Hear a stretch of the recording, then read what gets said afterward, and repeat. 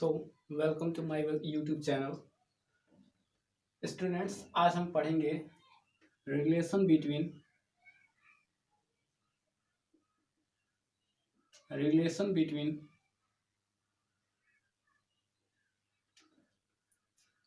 Focal length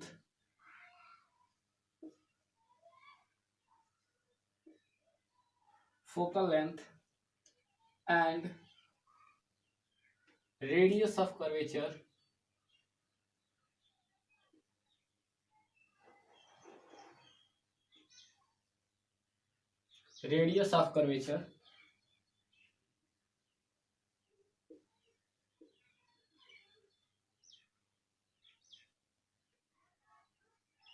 in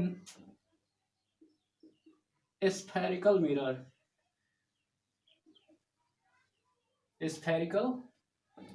mirror.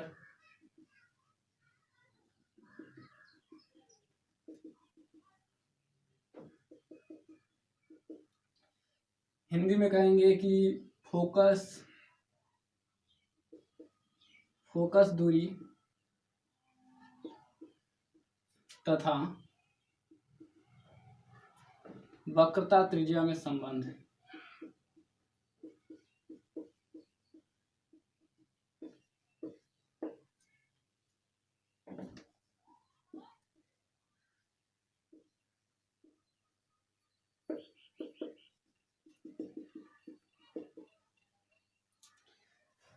तो आज हमको पढ़ना है relation between focal length and radius of curvature in the spherical mirror, focus दूरी तथा वक्रता त्रिज्या में संबंध। तो इससे पढ़ने से पहले हमको कुछ चीजें याद होनी चाहिए, जैसे साइन कन्वेंशन, चिन्ह परिपाटी।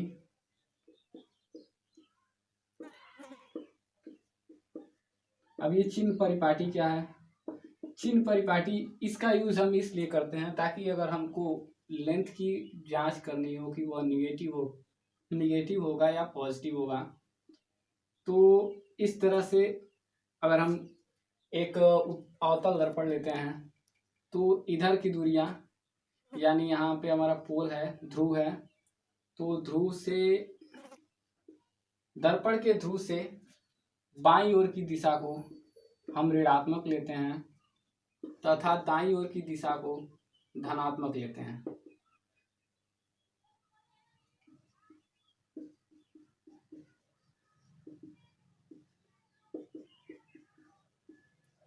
उसी प्रकार जस्ट अगर आप एक कहें कि आप कोऑर्डिनेट ज्योमेट्री में जैसे ऊपर के एक्स एक्सिस और वाई एक्सिस को हम रिप्रेजेंट करते हैं,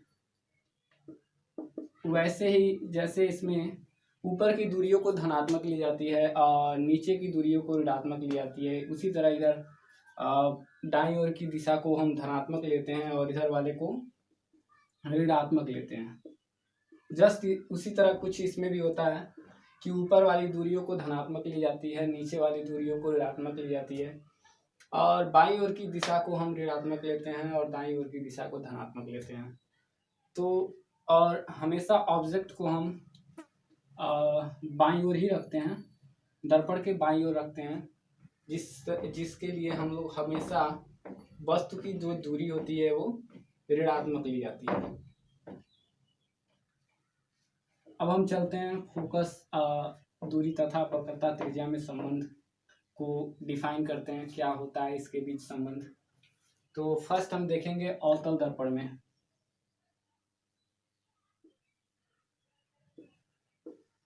अवतल दर्पण में हम देखेंगे कि फोकस दूरी और वक्रता त्रिज्या में संबंध क्या है। तो हम पहले एक अवतल दर्पण बना लेते हैं।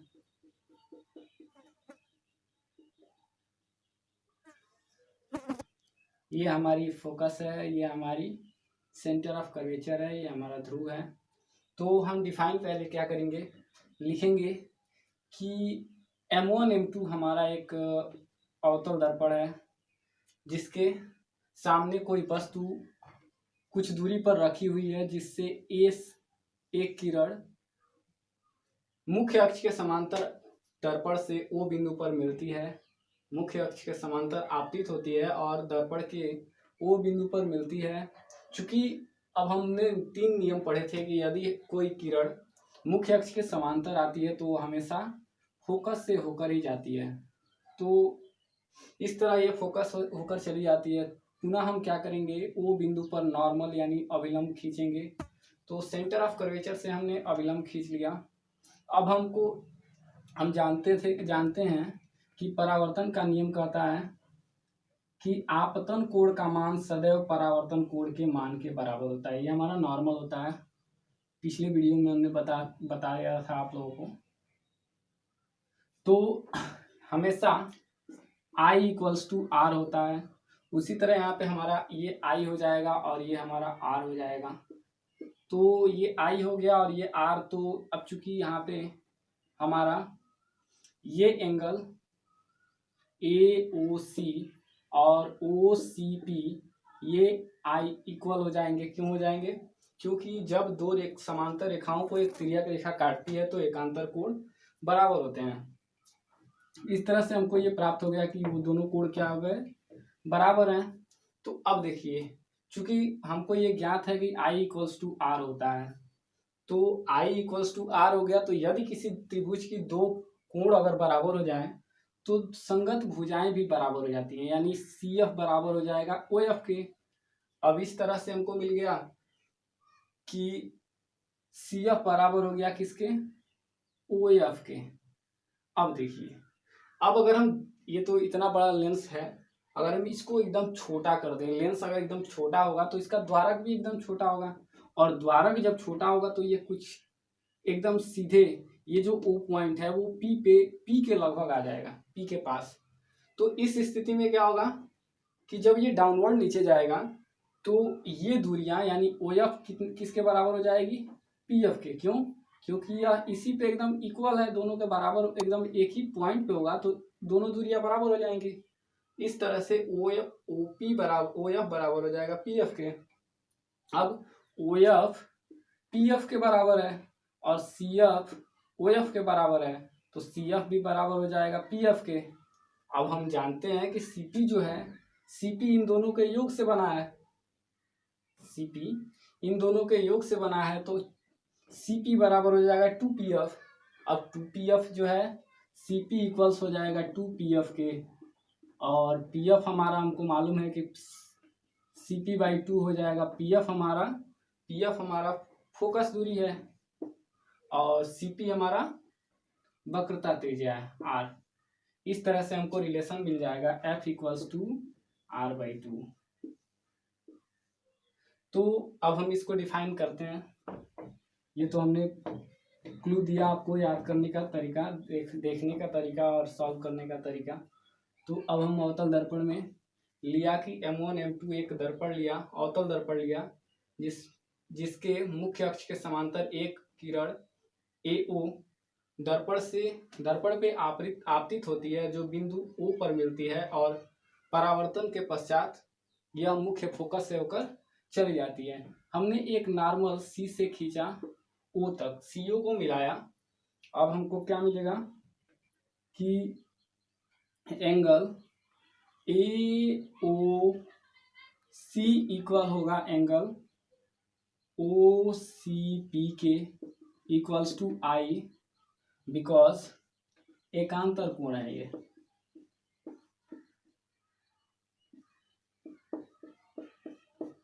अब यदि किसी त्रिभुज की, अब त्रिभुज OCF में angle I equals to angle R परावर्तन के नियम से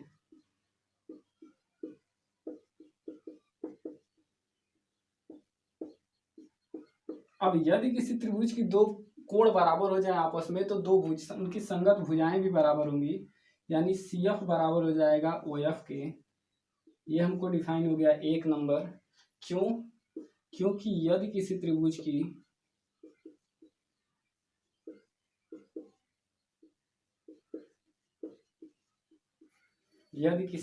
की दो कोण बराबर हों,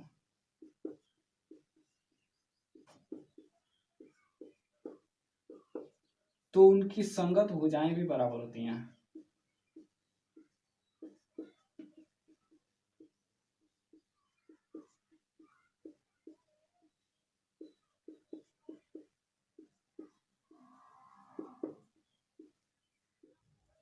क्लियर।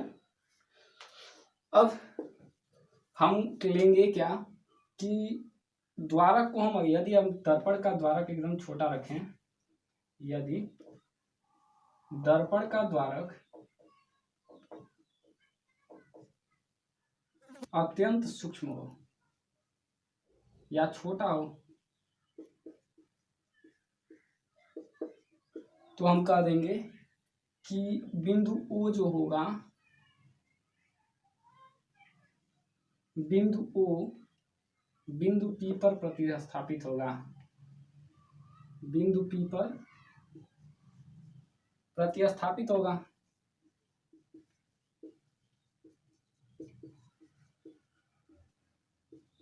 अब इस स्थिति में हमको क्या मिल जाएगा, OF बराबर PF, OF equals to PF। अब यहाँ देखिए OF जो है PF के बराबर है, CF OF के बराबर है, तो CF भी PF के बराबर हो जाएगा। अतः समीकरण 1 तथा 2 से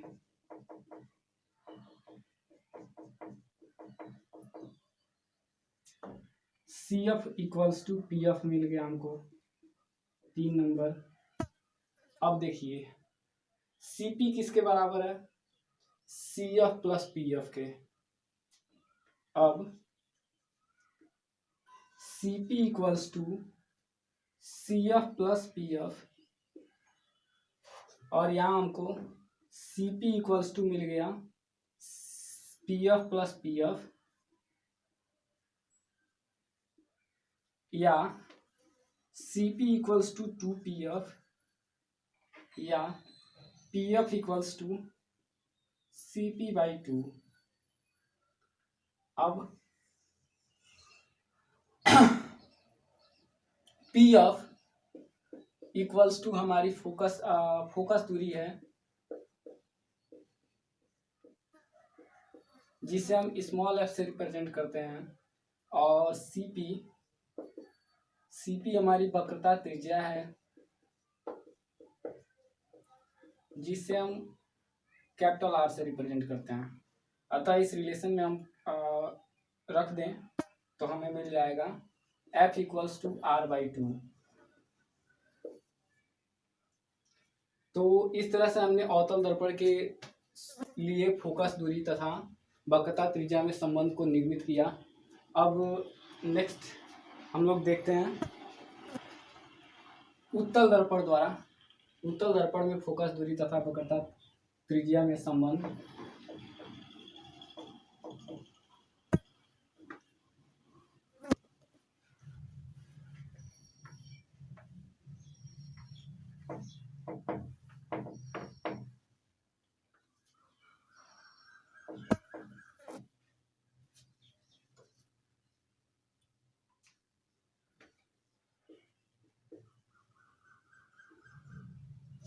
इस स्थिति में हम चलिए एक उत्तल दर्पण बना देते हैं।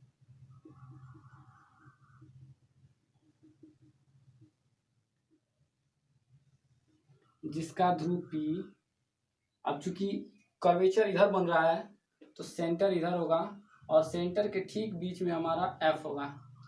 एक किरण हमने क्या किया, मुख्य अक्ष के समांतर आपतित किया, जो फोकस से होकर जाती हुई प्रतीत होगी। अब यहाँ पे हम एक नॉर्मल ड्रा करेंगे। यन हमारा नॉर्मल हो गया, ए से पॉइंट से हमारी रे आई ओ पे आपतित हुई।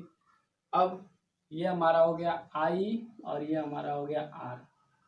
चलिए, तो ये आर है तो ये भी आर होगा, और ये आई है तो ये भी आई होगा। चलिए देखते हैं क्यों। Angle AON equals to angle PCO equals to I, संगत कोण।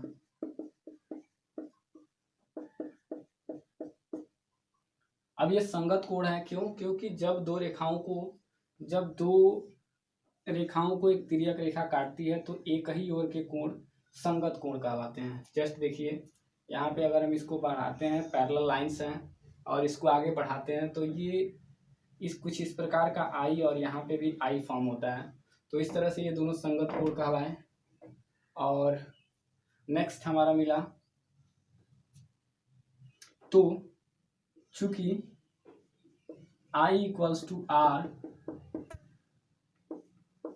अतः हम कह देंगे कि PF OF equals to CF या FC 1 नंबर। अब हम पुनः उसी तरह द्वारक अगर हम इसका छोटा कर दें तो ये जो O पॉइंट है वो P पर होगा, यानी यदि दर्पण का द्वारक छोटा हो, यदि दर्पण का द्वारक छोटा हो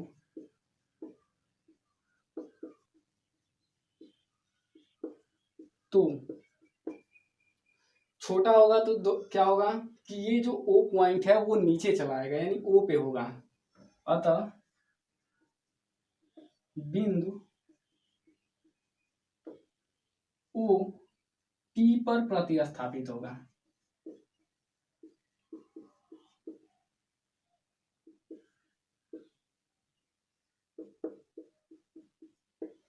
अब बिंदु O P पर प्रतिस्थापित हो गया तो हम कह देंगे कि OF बराबर है PF के। अब ये 2 नंबर, अब OF PF के भी बराबर है, OF CF के भी बराबर है, तो समीकरण 1 तथा 2 से हमें मिल गया PF बराबर CF। चलिए अब CP किसके बराबर है? CP बराबर है CF प्लस PF के। अब चूंकि CF बराबर है PF के तो इसको हमने मान लिया 3, तो समीकरण 3 से हमें मिल जाएगा CP बराबर PF प्लस PF, और you can say CP equals to 2PF और PF equals to CP/2। PF equals to CP/2। अब चूंकि हमको मालूम है कि PF क्या है, फोकस दूरी है, जिसे हम स्मॉल f से रिप्रेजेंट करते हैं, और CP हमारी वक्रता त्रिज्या है, जिसे हम कैपिटल R से रिप्रेजेंट करते हैं। अतः हम यहाँ पे फाइंड आउट कर सकते हैं कि F बराबर होता है R/2। चलिए इस तरह से हमको ये ज्ञात हुआ कि जो फोकस दूरी होती है वो वक्रता त्रिज्या के आधी होती है। क्लियर? अब इस पे बेसिस एक क्वेश्चन हम लोग लगाते हैं और उसके बाद इस अगले टॉपिक पे बात करेंगे।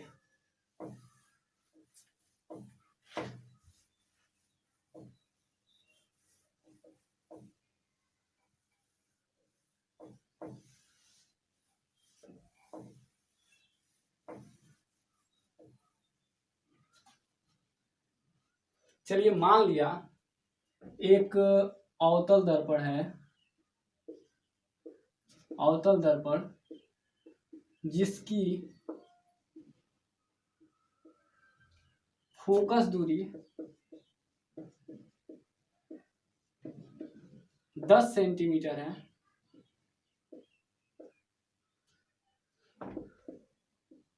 दर्पण की वक्रता त्रिज्या क्या होगी? दर्पण की वक्रता त्रिज्या क्या होगी?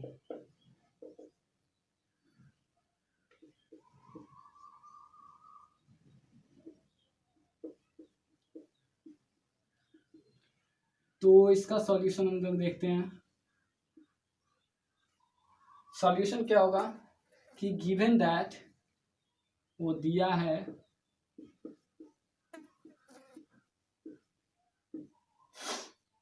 फोकस दूरी 10 सेंटीमीटर और हमको फाइंड आउट करना है वक्रता त्रिज्या। वक्रता त्रिज्या R फाइंड आउट करना है, तो हम कहेंगे कि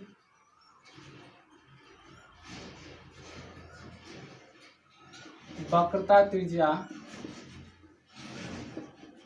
तथा फोकस दूरी के संबंध